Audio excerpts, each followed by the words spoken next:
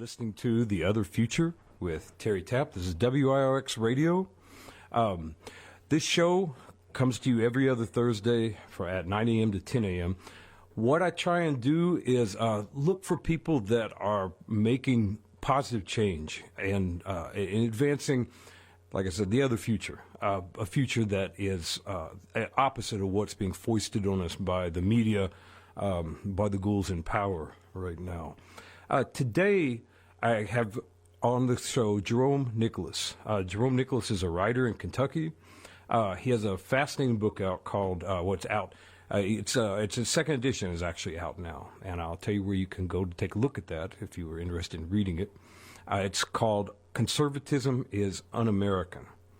I see Jerome's work as fitting in a lot with what our previous guest several weeks ago, Ben Burgess, is trying to do. Burgess is, an author constructing a book called Give Them an Argument, which provides a logical buttressing, a structure for people who want to argue with people on the alt-right, the white nationalist. Now we just call them the federal government. But constructing a logically valid and sound argument against them. Jerome comes at this from another angle, and let me get him on here now. Jerome, are you with us? Yes. Can you hear me? Yes. Good morning. You sound fine. Good morning. Can you tell, just as an introduction, just a little about yourself, and then we'll get into the work? Okay. I've written a book called Conservatism is Un-American and Other Self-Evident Truths. Basically, it's a two-part thesis. The first part is that the three interdependent ideals of liberty, equality, and democracy are central to America's identity. It's what America is supposed to stand for, at any rate. And conservatives are ideologically allergic to them. They try and play liberty against equality in a zero-sum game, and their hostility to democracy is, of course, well documented. Right. And I argue they're interdependent. They're built into each other's definitions. I call them three legs of the tripod. If you take one down, the whole structure comes down. Let's state those clearly, since we're going. So, liberty, equality, and democracy. The three. Yes. Go ahead. Sorry, I want to make that clear. Sure. And the other part is something that a number of other writers have written about before, but not for a popular audience for the most part, usually more of an academic audience, is that the Enlightenment had an economic analysis. It wasn't, strictly political equality, as we've been told over and over again. Noah Webster said an equality of property with the necessity of alienation constantly operating to destroy combinations of powerful families is the very soul of the republic. They had an analysis where aristocracy came from, and it was filthy rich families with, too much influence in government. So you bring that up because the Enlightenment is the core of ideas from which the Founding Fathers drew their notions about liberty, equality, and democracy, and led them to actions such as the American Revolution. Yes. It was ongoing at the time, and there was, of course, what some writers call a counter-revolution afterwards, as things became a lot more conservative later on. Things became a lot more conservative. So let me just break this down, because so what you have is, in the picture you're painting, is a group of people that were inspired by Enlightenment writers, Montaigne and so forth, and Locke and so forth, and took this action, revolution, and then it became more conservative afterwards. When did it become more conservative? Religion started to come back, as we get out of the 1700s and into the 1800s, about that time. Now, of course, it was an ongoing debate. It's not like everyone was on the same page. People were arguing over things, but there were ideas were being discussed that were not being discussed before, and of course, people argued against them. I stressed the point many times that there was not uniformity, but the claim that socialism is un-American kind of, it's like, no, a number of these thinkers influenced later socialist thought. So it's very much in the American grain. Yeah, I'm intrigued by that. I mean, there's so many points we could dive into this, but looking at today's conservatism, which I'm going to put that entire monster on the shelf because that's got its own issues as a coherent ideology. But looking at today's conservatism and looking at or listening to this, anti-socialist rhetoric that's coming from the media actors, the news actors, it's interesting that you bring up that the founding fathers and in their writing sound much more socialistic than any of the contemporary hacks writers of late capitalism in our papers, in our media. Our papers antiquated now, but online and in the talking heads on TV, on screens. Can you say more about that? Because I find that fascinating. There's so little education as to what these things mean. When I've talked to people about art history and union organizing, and which doesn't sound like those two would jive together, but in ancient Egypt, the artisans were very socialistic. They organized. They didn't call them unions at the time, but they organized guilds, and they had pensions that they took care of their elders. They took care of widows, families. They knew how to take care of themselves, and they clearly, I think it's indicated, they knew how to slow work down. They knew how to not get killed on the job, and you see that in the Masons in medieval Europe, very powerful group. So, say more about the socialism of the founding fathers. I'm intrigued by that. Okay. A great example of both things. You had mentioned newspapers and definitely rather the media and unions. A good example of both those things is Benjamin Franklin. As far as the media is concerned, it was more decentralized. You look at early American newspapers on microfilm. It's like every town that had a printing press, whoever owned the printing press was basically putting out the local paper. Right. So you didn't have these media conglomerates. So it was a lot. A.J. Liebling, I think it was, who said, freedom of the press belongs to the person who owns it. Who would afford to own one, right? But printing presses were a bit of an investment, but not like the big powered machines that came later. So you had a lot more diversity of thought that way, and you had a lot of newspapers that would run for a couple of years and then just the owner would die or get bored with it or whatever. So a run of a particular newspaper would be very sporadic. But also with regard to unions, they didn't call themselves unions, but there was union-like behavior among the people, and there were strikes.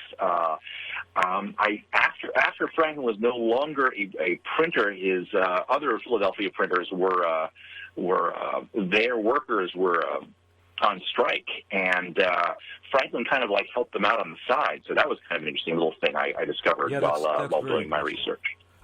Well, let me ask you this: your thesis is that conservatism is un-American. What are you labeling as conservatism? I'm not asking that merely as a rhetorical question, but my take, to give you some push on this in one direction or another, I don't see contemporary conservatism as a coherent ideology. And I'm curious, there was a conservatism, not only going back to like an Edmund Burke, for instance, but there was a conservatism that I actually remember in my lifetime with William F. Buckley Jr., who I thought was a troll. I mean, he was an odious person, and he was very wrong, but he was intelligent. And he could read. It wasn't an insult to my intelligence to listen to him, but he could construct very clever arguments, and he was an educated man. That doesn't seem to be part of conservatism today. So I'm just looking at potentially an evolution or three different things, or what? How do you see that? Okay. That's actually a point I do make in my book, is that I'm not a political scientist, and people will say, well, conservatism is an ideology, but I think it's more of an animus, in my book, I'm basically treating it as just a hostility to liberty, equality, and democracy. And conservative people who, maybe not on a conscious level, but perceive the linkage, and they're together in their mind, because of course they should be together in every mind because these are interdependent ideals. But some people like these ideas and some people don't, and those who don't become conservatives. Do you think there's... So it's less of a thought-out ideology. It's just more of an angry reaction against. So it's not as rational. Okay. See, I hesitate when people talk about rationality. I'm not accusing you of this, but I hesitate. It's all... Whenever you hear someone talking about their romantic relationships, and they're like, my boyfriend's crazy, my girlfriend's crazy, my opponent is always the irrational one. And so I look for, I'm not trying to give people, I look for coherence in my opponent. And I really do appreciate, I want to say, in reading your book, the fact that you're not trying to give a moderate understanding of what I see as in a lot of ways, a psychopathology. You are actively against, and very clearly against, what is, to you, an irrational response. So, I try to understand, though, where my opponent is coming from, and maybe, I discard my opinions or discard the very foundation for them.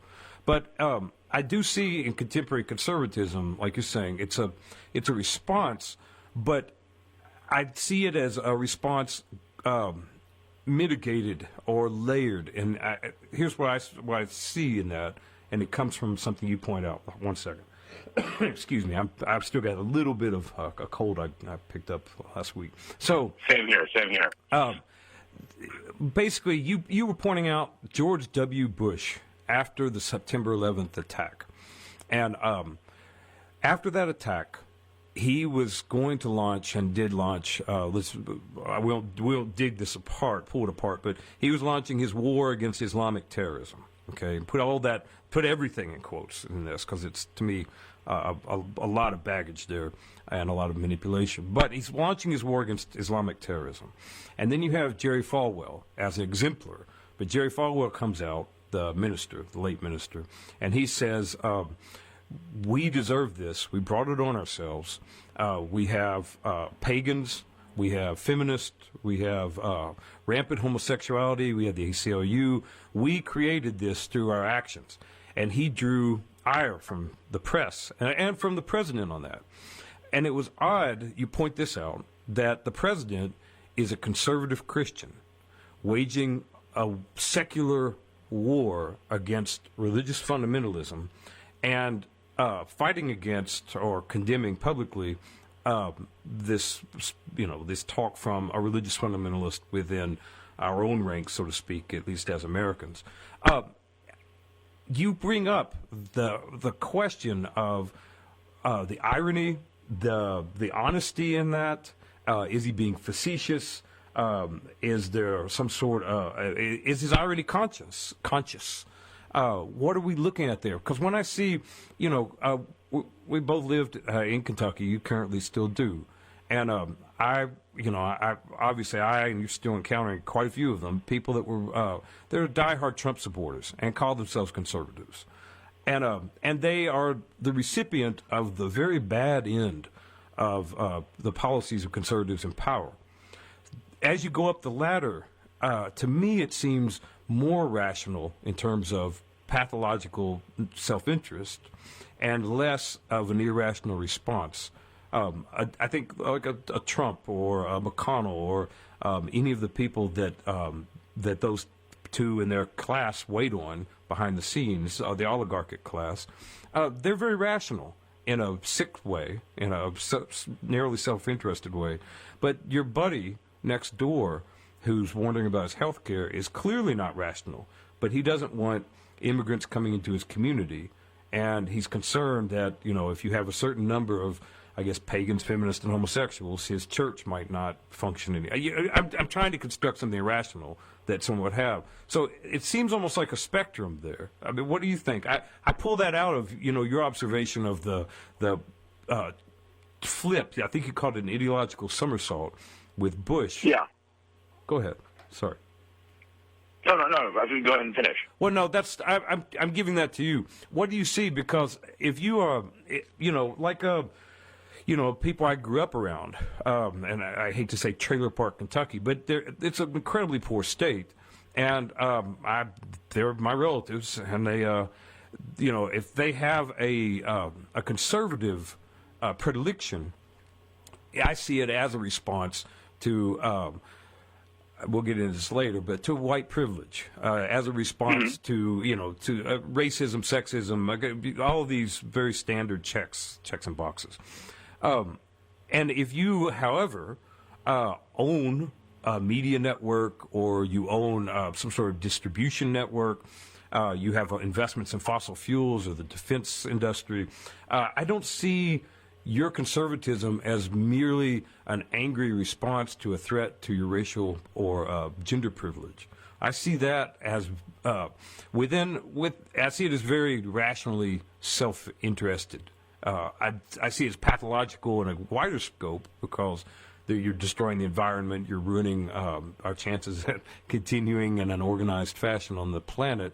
But just for you, personally, that makes a lot of sense. And so you have that end of the Jeff Bezos or most of these other oligarchs, all the way down to the guy next door. And the guy next door appears much more to be giving an irrational response that we label conservatism. And the people at the top, so to speak, well, and literally, economic top, they're very rational. And I don't know that they are so committed to hatred of any particular group. Well, I mean, what do you think about that? Because I bring that up again because when you were talking about Bush, he's not an extremely intelligent man, and he babbled out a lot of contradictory things, but he many times stated his commitment to a basic Protestant fundamentalist Christianity, and the war he's waging, as you said, is a secular war. And and it also could be taken as a religious war. At first, it was, but he's condemning the religious fundamentalists that are his very base. And I would think, at least in part of what is the response we call conservatism, are part of the animus for the murder that he had instigated. How do you see that as coherent? Is what I'm asking. The short answer to that is money is power, and people who are opposed to liberty, equality, and democracy, they sympathize with power. And I mean, certainly the media, you have just fawning over millionaires and billionaires and treating them as celebrities, and of course, many of the talking heads you see on TV are very wealthy themselves. So that's an element of self-interest too. But I mean, if you're hostile to democracy and equality, and maybe not that well off yourself, you're going to identify more with people who, if you like power, you're going to identify more with people who have power, and that's going to kind of dovetail in with keeping various populations down. So this is what I see in that, though. Like, you don't. It's hard to say you like power. I would almost say you enjoy groveling, because if you go driving through Kentucky several years ago, I guess during the midterms or whatever it was, there were lots of those Team Mitch signs, and you see them in front of people's hovels. So I don't know what power they enjoy, other than I've tried to understand this. Okay. Let me clarify that. Yeah. They like these rigid power relationships where there's a rigid hierarchy and there is a place. They like having someone above them, having someone below them, and knowing their place and having everyone know their place. And I suppose that's probably how I should have phrased it. And such people are not going to be enthusiastic about the messiness of democracy and equality, because that's fluid. It's more chaotic, and So yeah, there's a little bit of dovetailing with the whole order thing, but I mean, the order thing is it's not uniform, the way we would think of in like some kind of like state communist Stalinist kind of situation, or Maoist or whatever. It's a very hierarchical ladder kind of thing. I'm Terry Tapp. The show is The Other Future, and today's guest is Jerome Nicolas. We're discussing conservatism, actually, but it's stemming from his book, Conservatism is Un-American. And where can people go to read that? Do you have a blog? Well, you know what? I do, and also basically, if you just type into your search engine "Conservatism is Un-American" with a hyphen between the "un" and the American part, it should be among the first things that come up. Particularly if you add Jerome Nicolas, and my blog or where you can get my book online will be the first things to come up. So returning to this, I wrestle with like. I saw a little tension coming in your book between giving too much rationality and looking at conservatism as a response.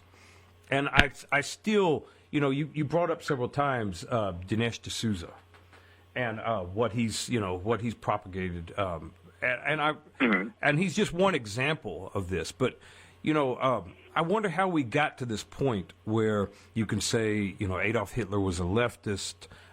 You can talk about, the horrors of communism, when there were many, the state communism under Mao and Stalin, but not look at what's going on around us and to the environment and what's been going on for several hundred years with capitalism. And it's, to look at, for instance, with a lot of conservatives now, the men's rights movement, which is could be taken apart logically by a kindergartner. So I'm curious how we get to this point where you have people that are capable of doing fantasy football, fantasy baseball, and all that. I don't do this stuff, so I don't know the names for it, but they do all of the mathematical machinations of that. So they're not completely without certain cerebral abilities, and yet can't just pause a moment and see the lack of logic in this. For a country that values itself, that prides itself on being free, I don't see how we wound up here. What do you think?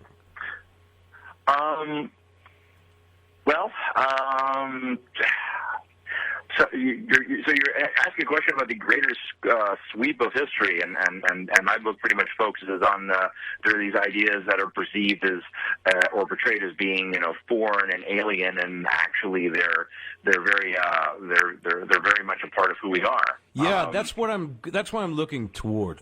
We'll have to, as we move toward this is a point that, and I think it's a greater point, and it's one that I argue with myself on, but I see it lying beside your book or behind it, whatever prepositional space we have in there. But this country, the more I read about our history, and you, like I spent years reading American history and looking for more obscure elements within it too that aren't presented in the standard textbooks. It looks grim. Like I don't know if you're acquainted with the work of Gerald Horne. Do you know of his? The don't ring a bell. He his name, for those people that would like to look him up, is Gerald, spelled as it sounds, Horne with an E on the end. He is a scholar. I think I don't actually know where he's teaching right now. I believe he had been in several places, but he's written books about slavery, slave uprisings, and about what he calls the counter-revolution of 1776. His argument is that slavery was being phased out by the British Empire. The British Empire had, collectively, the governance of it, had decided that because of the revolts, because of technology, cotton gins and things like this, slavery was not working. And they were pulling away from it. The founding fathers did not like that. They and the people who were backing them at the time, and it was a lot more enmeshed then. Now the representatives are more accountants for that class. But those founding fathers saw an unlimited amount of resources going westward, going northward, and going southward, and they needed slaves for that. Even if slaves in the long term were not cost effective. I hate talking about people this way, but there it is.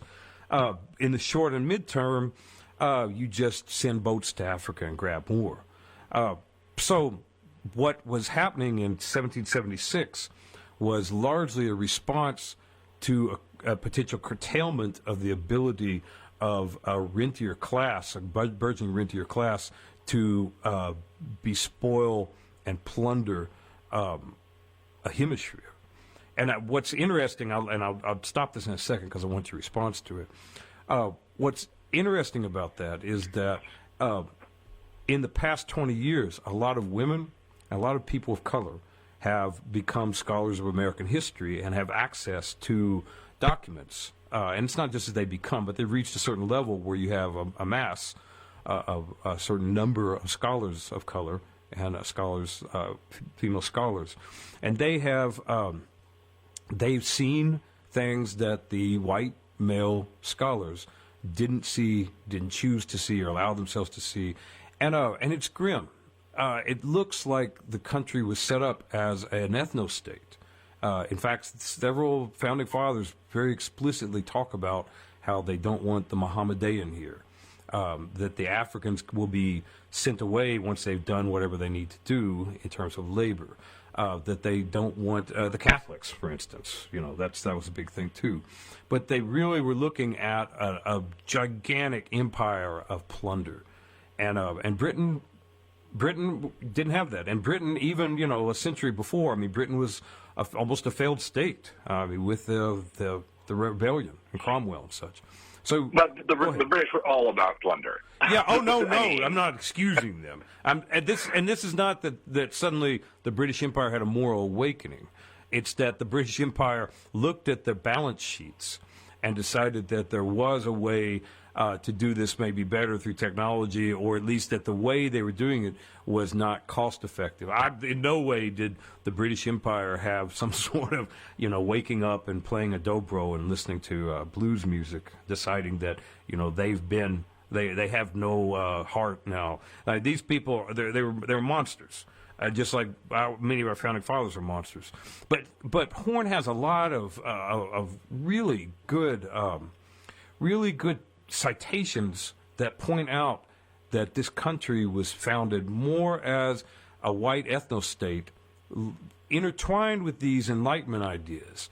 And if you look at the patterns of migration, the way the Ulster Scots, the Scot-Irish people that were coming over here were manipulated into bringing about aggression against native peoples, which pushed, in a very conscious fashion, pushed westward and allowed for greater acquisitions by the founding fathers, who had disdain for these people too. They were the white trash of that. Jerome, can you start that over? We got cut off by the seg, and I wanted to hear your response. Right before we stopped, you were beginning to respond to. I had said that those people from Ireland and Scotland that were coming here were the white trash of that day, and you began to say.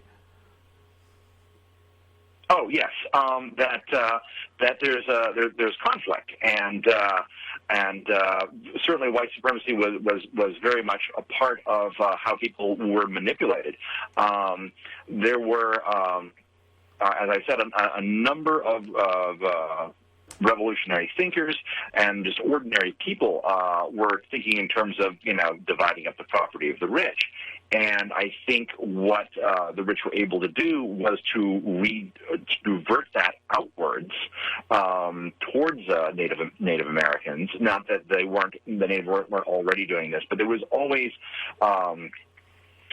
labor. The rich always had labor troubles, and of course, slavery became, the replacement of indentured servitude, but there was always conflicts. There were uprisings. It had a fair number of the old system inconveniences. So slavery was seen as preferable, and similarly. there was the racialization of, like, where's the land coming from to be divided? It's like, well, we'll divide native land rather than, the land of the rich. So that was very much a part of diverting people's attentions and efforts. As far as slavery in the British Empire, initially, slavery was around tobacco. We as Americans, had a monopoly on an addictive product, a very addictive product that people in Europe wanted, and it was immensely profitable for a while, but, as more land was cleared, as more forest was cleared, more tobacco was planted, entrepreneurs smuggled plants out and planted them in other parts of the world. So supply and demand started to work against them, and by the Revolutionary era, tobacco planting wasn't as profitable as it used to be. And one of the things that persuaded a number of people to consider abolition and to entertain these ideas is that slavery wasn't as profitable as it used to be. So you had various slave owners willing to listen to abolitionist arguments, freeing their slaves. I mean, Jefferson was, of course, an enormous hypocrite by speaking against and writing against slavery, but keeping his own slaves. Yes. But his cousin freed his slaves, and there were a number of people who did free their slaves. But then Eli Whitney invents the cotton gin. And that makes cotton very much easier to produce, to process rather, and just at the time that England's Industrial Revolution is revving up, and that was initially based on textiles. Right. So slavery got a new lease on life, and people were talking about getting rid of slavery. The northern states, abolished slavery in the decades after the Revolution. So it had an impact. It had an impact, but then there was a reversal, and slavery got a new lease on life, and it became illegal to talk abolitionists, in the South. The things that a number of founding fathers had said against, slavery, it's like you couldn't talk that way in the South anymore. It was that kind of talk was banned. What time period are we talking about when talk about the abolition of slavery was banned and had been in parlance before then? Early 1800s.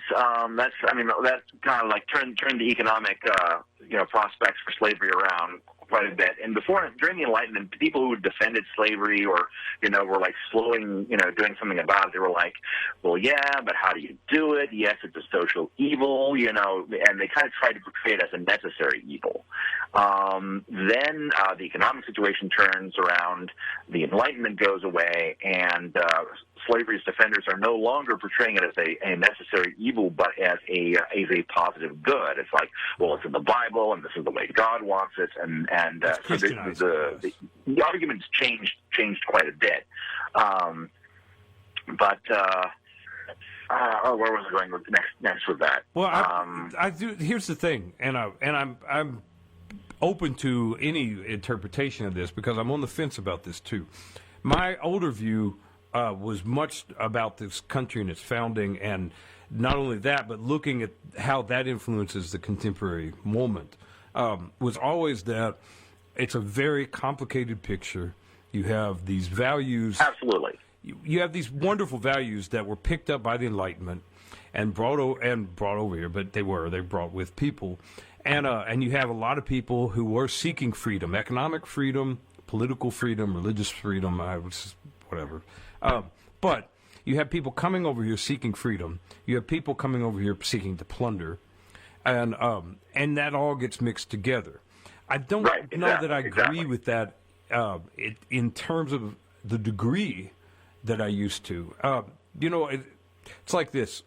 It looks much more like you basically had a wave of people coming to plunder, getting, their scripts from the charters from the king in England coming over here. Yeah. It was an economic enterprise. There's no question about that. It was originally about trying to get to the Spice Islands, and there was a continent in the way, and then it was like, okay, well, how do we get money out of this continent? And they were various enterprises that ended in starving times,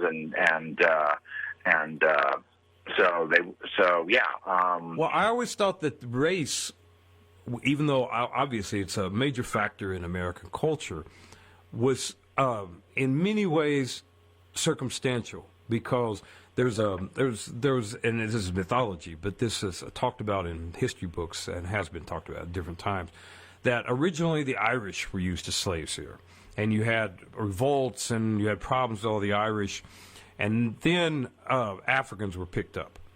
This is not exactly true. A lot of it is mythology. Yeah, there were indentured servants and also Anglo indentured servants. Well, there were this is the interesting. I actually researched this because I saw this coming up a number of times. There were actual Irish slaves brought over here to work originally, and if you read some of the fascist, neo-Nazi, that kind of right-wing literature, they make a big deal of this to de-emphasize reparations and very moral policies that should be enacted toward African American citizens. But interestingly, it's a lie, but it's a lie of degree. There were few actual Irish slaves that were brought here, and that was very soon phased out in favor of bringing folks from Africa en masse. But so it's this weird little tweak in there. But the indentured servitude too, yeah, that's it. That's not slavery, but it is, a form of economic bondage. But interestingly, if you read Roseanne Dunbar Ortiz's book on Indigenous Peoples' History of the U.S., she points out, and this is kind of documentation, when you have people coming over here as indentured servants, coming from those very battle-torn areas of Scotland and Ireland, if you could say they're seeking freedom and so forth, but they were pushed in a very managed fashion westward in these colonies. Because what people, when we talk about these things of that time period, for instance, most people have this sort of American media screen picture of, the continental U.S. in their head. But what you're looking at is this little sliver right along the eastern coast. And it doesn't even go down to Florida necessarily. It's just this little bit. And so when those people were coming over, they were lining up in a very controlled fashion, controlled by the people who got the charters and who owned westward. And they were told, you can, you have this bit of land you could build on, and it's illegal to do things, murder, to take the land of the people to the west of you. And the west, we're not talking about Colorado. We're talking about, here, parts of New York State and Kentucky, especially places like that. Yeah. So what happened is those people were economically deprived, and they would at some point raid villages, raid crops, and eventually people didn't like that, and so they would shoot arrows at them, they would attack them, and so forth, and that would cause a battle. And because of our tower, I'm identifying with these colonists as an American, they would shoot the native peoples, kill them, beat them, and then take that land. And once that was done, then the authorities would go ahead and grant them deeds to that land. And this went on in such a programmatic fashion that it just looks like a very well-planned genocide. I don't think it was as planned as it looks, but it's much more planned than simply being a drive of market forces. Interestingly, those people in the government who espoused these Enlightenment ideals, or at least talked about liberty, and Andrew Jackson, slightly later. Yeah, there's no doubt about government involvement. In fact, yes, and you had settlers, encroaching. They weren't as effective as just settlers. Usually, they were most effective when they had the help of the army. And you just now mentioned Andrew Jackson, right. And that is, a definite example of that. I mean, it was I don't want to say sporadic in the sense as to belittle responsibility of the settlers, but in terms of having an army gets accomplishes a lot more people get killed rather than sporadic raids. He was helping so sponsor the point you were making about the government being involved, yes, the government was very, very much involved. Yes.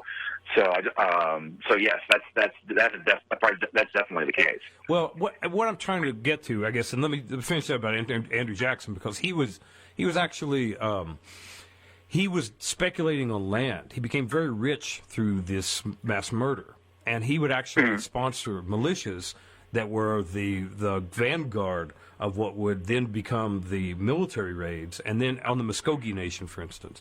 And then you would get that deed to that land, and then he would push you off, or he and the property class behind him would push you off westward and acquire that, because ultimately, even though you got a deed to it, it's all still illegal.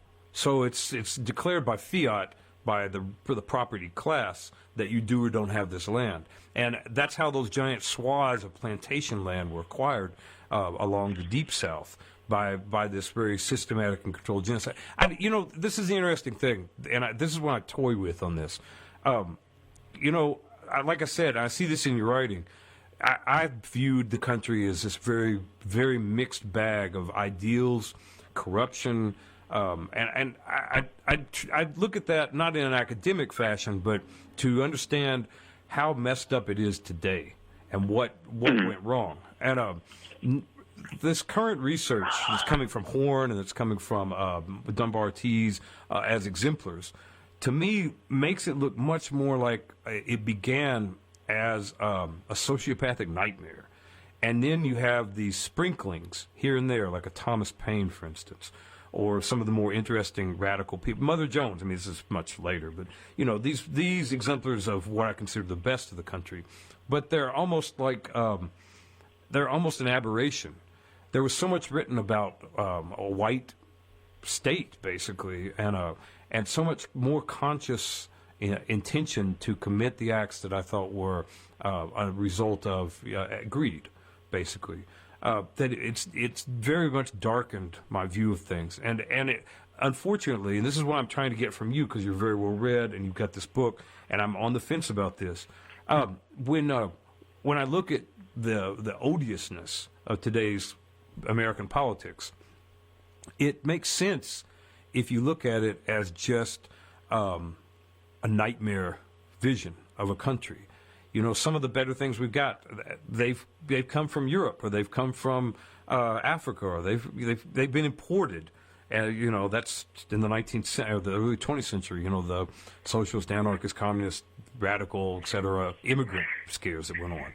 So I'm curious just what you see of this, because if I look at the mania and the pathological hatred, the genocidal, ecocidal tendency of conservatism today, it makes sense if I just look at its roots as already hellish. Am I making that clear? Yeah, I understand what you're saying. Two points that I want to make real quick. In People's History of the of the United States, Howard Zinn talks about how indentured servants and slaves would revolt together. Yes, and a number of poor farmer revolts also incorporated slave revolts, and a lot of slave revolts also, So there's a lot of mutual aid between poor whites and slaves initially. And the powers that be decided, what can we do about this? And the solution was to buy the poor whites off and to foment racism. And this is when the terms of indenturement became lighter, and then when you when your indenturement was over, you would get, a gun and some food, and later land was part of it. Thomas Jefferson, when putting together the Virginia Constitution, he wanted to include a provision which, guaranteed, every white settler 50 acres of land. That did not, get through. But I mean, that was part of it. It was an extension of a number of things that were already being done before then. As far as you're saying foreign imports to good things, one of the points I raised in the chapter talking about the American origins of a lot of socialist thought, not that the origins are exclusively American, there was a lot of referencing Native American society. Yes, yes. And basically it's like, okay, well, this is how people live in a free and equal society, and they don't have land ownership. And so, and of course this idealization was happening at the same time that, of course, that, natives were being killed.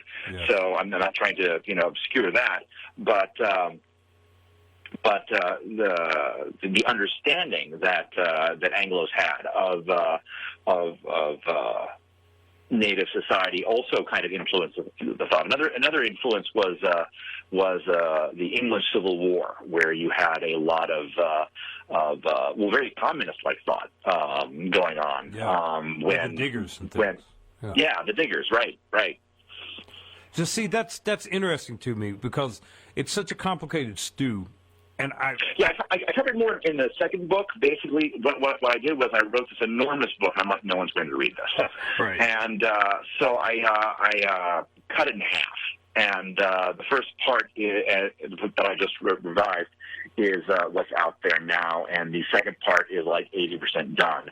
And I cover this more in the second part, and I kind of look at both the English Civil War influence and also the Native American influence and how they kind of combined. Yeah, that's fascinating, and I'd like to have you back on to talk about the second book, because that to me can hopefully pull me away from what is becoming in my own cranium the black pill version of American history.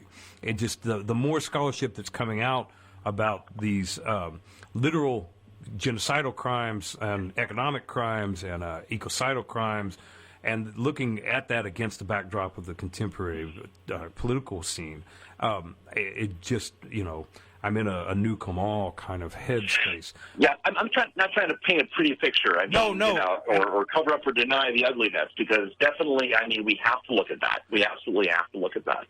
One of the chapters in the second book is like, just straight up. It was supposed to be just, about African American history, and it's like, I can't avoid it. Right.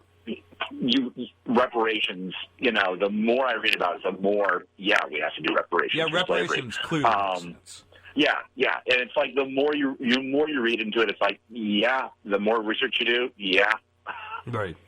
Yeah, and it's interesting. I'm not an essentialist about anything, where gender or race and so forth, but looking at the trauma that came out of the English Civil War and how awful that was, you have a group of people that, in our contemporary idiom, I would say, have extraordinary post-traumatic stress syndrome. And I don't want to psychologize a group's behavior politically, but when you read about some of the nightmares that were enacted by the Ulster Scots, the Scot-Irish immigrants coming in here, they were deformed. There's no way that you could have done that without really having been denuded as a person. And I won't on the radio here go into the details. The details are horrific. But you can look again, Roseanne Dunbar Ortiz, an Indigenous Peoples History of America, or the U.S., I think it is. She not only chronicles that, but gives you other places you can go to further research it. And it's a nightmare. But I see, those people coming over here, coming from that horrific background, and creating the culture of the American South too, which is a warrior culture, which is, it has that kind of masculinist, post-traumatic stress syndrome, combative nature to it that you don't see necessarily you certainly don't see it in New York City with men there. You don't see it with men in the Northeast or the West, from my encounters. You know, and also, not to dominate that discussion, but you bring up Native Americans. I think indigenous people here, there were some very awful cultures, frankly, but there were so many good ones. And I actually, not being a racial essentialist and believing that they had something about them that made them better, I think a lot of it was lack of transportation. If you, they didn't have horses for a long time. And if you were having an argument with someone and you basically have to run away or walk off, it really leads you to a better culture, because, you know, if you're arguing with your friend or girlfriend or boyfriend or business partner, if we want to call it that, and they just walk away, and, you know, it makes you a much more sensible human being. If you get on a horse and you ride and never come back, you know, most native words for goodbye were until we see each other again. They didn't have a thing that meant goodbye. Yeah, technology definitely impacts things, and one thing I explore more in the second book is you know, I think if you look at the history of any culture, you're going to see that constant conflict. You're going to see revolts. You're going to see, you know, a lot of good and bad, and what I think makes, I hesitate to use the word unique because that kind of like invokes American exceptionism and all that, but America was kind of a ideological as well as physical battleground for a lot of ideas about property and ownership. And, for example, owning land was, in the European experience, still a relatively new thing. Yes. You know, before it was like, you know, nobles owned land, not, you know, ordinary people who did not have any kind of like aristocratic title. They had the commons. Sorry? Oh, they had the commons. Right. Until that was destroyed by proto-capitalism. So it was, America was a part of like working that out, and, you know, questions of people being property, whether land is property. This is something that got worked out. So both the good and the bad of modernity and the world we live in now, which is, you know, what's of great interest to you, got worked out here. Like Marx talks about the importance of the Industrial Revolution and all that, but we were, you know, interchangeable parts were invented here. You know, the assembly line was invented here, and I mean, those aren't bragging points. It's just, you know, a lot of how the world changed, you know, just happened here. But I mean, as far as people being people, I think if you look at the history of any place, you're going to see, you know, these revolts and things like that. But yeah, I think we're unique in the sense that this country was a confluence of a lot of those trajectories historically, and to me, it's unresolved. The more I read, this is the impetus not only for me doing this show, but the impetus for a book I'm trying to put out later in the year called The Other Future. You know, there were these radicals, these experimenters, very open-ended people that were here, and alongside religious bigots and plunderers and a rentier owner class. And so I at this moment, that first class of the radicals, my buddies, you know, the people that really could have done something wonderful, looks almost shadowed out of existence in favor of the latter class, mainly the rentier, the owners. And I'm trying to not let that happen, you know, by bringing people on that are part of that, you know, that radical group. I hate those words even. Radical makes it sound like these people are outliers. And maybe that's true. Maybe Thomas Paine was a complete aberration to truly believe in liberty, or the Quakers who protested slavery were an aberration. It's possible. But at the same time, maybe not, and the battle isn't over, and you could have a just, open, good society. So it doesn't look that way looking at screens from this country right now. But, you know, a book like yours where you're pointing out in a very strong fashion how these people that we have in power are pushing us away from any better ideal we could ever serve. And I like that quite a bit. How far along is the second part of this? About 80% is what I've been telling people, but I kept, I got distracted by Twitter, we were working on the blog, and then I did the revisions. But yeah, now I'm kind of like out of excuses now, so I have to kind of finish that up now. Have you back and talk more about launch off from maybe these signs of hope? I always look at like Margaret Atwood. I heard her years ago discuss The Handmaid's Tale, and she was talking about she doesn't like the U.S. For some justified reasons. She's very pro-Canadian.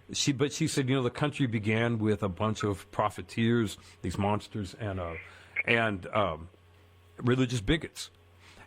And I thought, and she gave it was a wonderful several-hour discussion on it, but when she talked about it, she left off those radicals, those socialists, those artists, the people who gave us jazz and comic books and rock and roll and, and acid. And, I mean, you could, funky velvet posters. I don't know, things that you didn't have in Europe. We just had May Day. We just had May Day. Yeah, a lot of people think about it as a foreign holiday, but, I mean, that goes back to the Haymarket, fight for the 8-hour day, So, I mean, that was Chicago. That was here, I think whenever you have a situation where, you have chaos, there's where things are unsettled. There's more possibility, and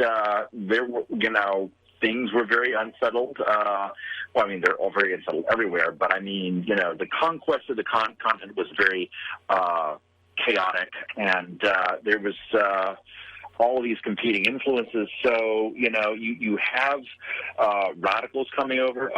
There is an article in Jacobin a while back about the connection between Karl Marx and Abraham Lincoln, and how Marx actually thought about coming over to Texas.